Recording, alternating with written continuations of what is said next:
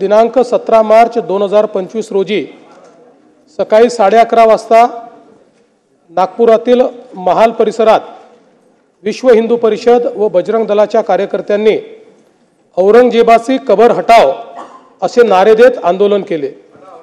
हे आंदोलन करताना त्यांनी गवताच्या पेंड्या असलेली प्रतिकात्मक कबर त्या ठिकाणी जाळली। यानंतर सायंकाळी एक अफवा अशी पसरवली गेली की सकाळच्या आंदोलनात जी प्रतिकात्मक कबर जाळली त्याच्या कापडावर धार्मिक मजकूर होता।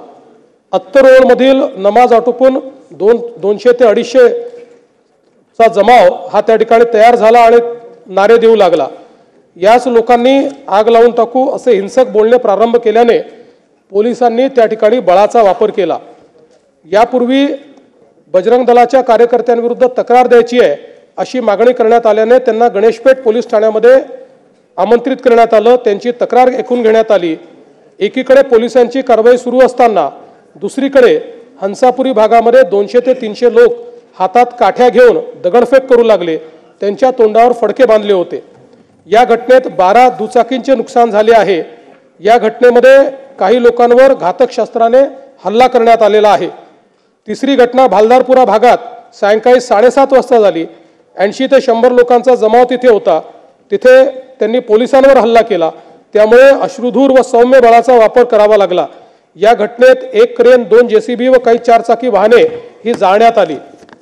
या संपूर्ण घटनेमध्ये 33 पोलीस जखमी झाले आहेत, ज्यामध्ये 3 उपायुक्त दर्जाचे पोलीस आहेत। त्यातल्या एका पोलीस उपायुक्तावर कुऱ्हाडीने त्या ठिकाणी हल्ला करण्यात आलेला आहे। एकूण 5 नागरिक जखमी झालेले आहेत। तिघांना उपचार करून सोडले आहेत। 2 रुग्णालयात आहेत, यातला एक आयसीयूत आहे। छोट्या मुलांचा वापर करायचा आणि मोठे गुन्हेगार त्याच्यामध्ये या छोट्या मुलांना वापरून घेत आहेत। पण याच्यामध्ये नुसतं वापरून घेत नाही आहेत मुख्यमंत्री साहेब, याच्यामध्ये त्यांना अंमली पदार्थाचं व्यसन लावत आहेत। त्याच्यामध्ये टर्माइटची इंजेक्शन असतील, ती इंजेक्शन घेतल्यानंतर त्या मुलांना काही कळत नाहीये। ती इंजेक्शन खुलेआम आता बाजारामध्ये विकत मिळत आहेत। मागच्या वेळी पुणे पोलिसांनी धडक कारवाई करून 1.5 कोटी रुपयाची इंजेक्शन पकडली होती। अनेक ठिकाणी कारवाया केल्यात। पुणे पोलीस अतिशय चांगलं काम करत आहे। पण पान टपऱ्यावरती मुख्यमंत्री साहेब बटन नावाचं एक गोळी मिळते।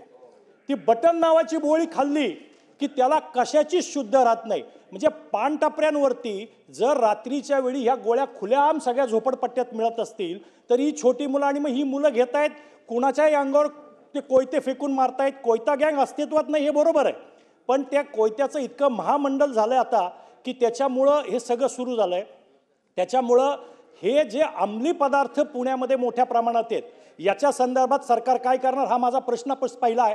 दुसरा प्रश्न, जे नायजेरियन किंवा अंमली पदार्थाची विक्री करणारे बेकायदा नागरिक पुण्यामध्ये बराच काळ वास्तव्यास, म्हणजे अनेक ठिकाणी त्यांनी फ्लॅट घेतले, तिथंच ते राहत आहेत, अनेक परदेशी नागरिक आहेत। याच्या संदर्भात सरकार काय करणार आहे हा एक विषय। तिसरा विषय, या छोट्या मुलांचं म्हणजे शाळेत जाणाऱ्या मुलांकडं त्यांनी आता फक्त 302 असे व्हॉट्सअपचे ग्रुप पण बनवलेत।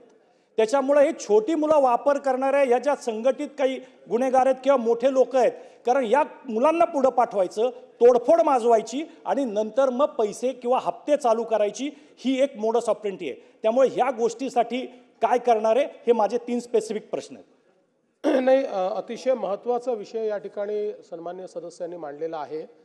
याचं कारण हे देखील खरं आहे की मोठ्या प्रमाणात अशा मुलांना अंमली पदार्थांची सवय लावणं ही देखील एक मोडस ऑपरेंडी सुरू झालेली आहे। आणि म्हणून अंमली पदार्थांच्या विरुद्ध एक मोठी मोहीम ही आपण पुण्यामध्ये आणि सगळ्याच संपूर्ण महाराष्ट्रामध्ये उघडलेली आहे।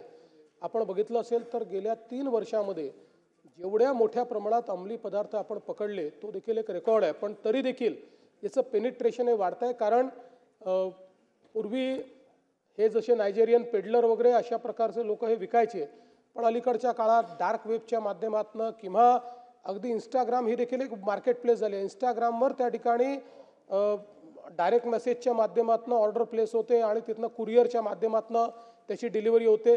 म्हणून आपण कुरिअर ऑफिसेसमध्ये देखील चौकशी केलेली आहे, त्यांचंही त्या ठिकाणी पडताळणी केलेली आहे आणि त्यांना हे सांगितलेलं आहे की अशा प्रकारे तुमच्याकडनं डिलिव्हरी झाली तर तुम्ही त्याच्यातले गुन्हेगार असाल, अशा प्रकारचं देखील आपण केलेलं आहे। मोठ्या प्रमाणात हे जे काही पांठेले वगैरे आहेत यांच्यावर देखील आपण कारवाई करतोय। सगळ्यात महत्त्वाचं पोलीस विभागाला आपण सांगितलेलं आहे की या संपूर्ण अंमली पदार्थांच्या कुठल्याही गुन्ह्यामध्ये कोणताही पोलीस हा जर डायरेक्ट इनडायरेक्ट त्याच्यामध्ये रिस्पॉन्सिबल आढळला तर त्याला सस्पेंड केलं जाणार नाही, त्याला डिसमिस केलं जाईल. आणि पुण्याच्या केसमध्ये अशा प्रकारच्या 7 लोकांना आपण डिसमिस केलेलं आहे. त्याच्यामुळे या संदर्भात झिरो टॉलरन्स अशा प्रकारची आपली पॉलिसी आहे. हे जे नायजेरियन्स वगैरे आहेत यांचं देखील आपण ट्रॅकिंग करतोय. मुळामध्ये यातला प्रॉब्लेम एवढाच आहे की यांना आपल्याला डिपोर्ट याकरता करता येत नाही की यांच्यावर गुन्हा आहे आपल्याकडे, आणि आपल्या कायद्यानुसार त्यांच्यावर असलेल्या गुन्ह्याचा निकाल लागेपर्यंत आपल्याला त्यांना डिपोर्ट करता येत नाही.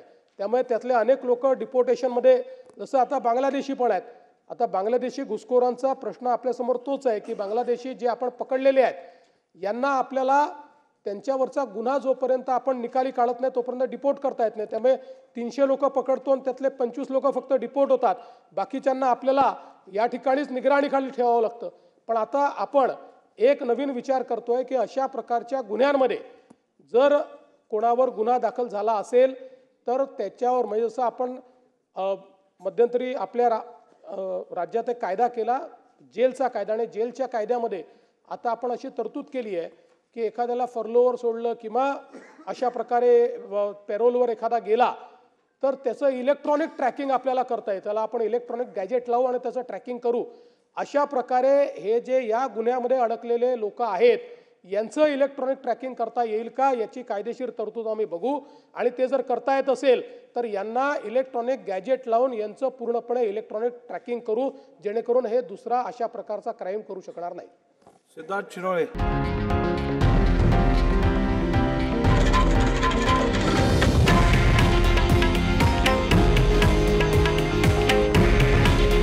हे आहे देशातील नंबर 1 न्यूज नेटवर्क आणि आपण पाहत आहात TV9 मराठी.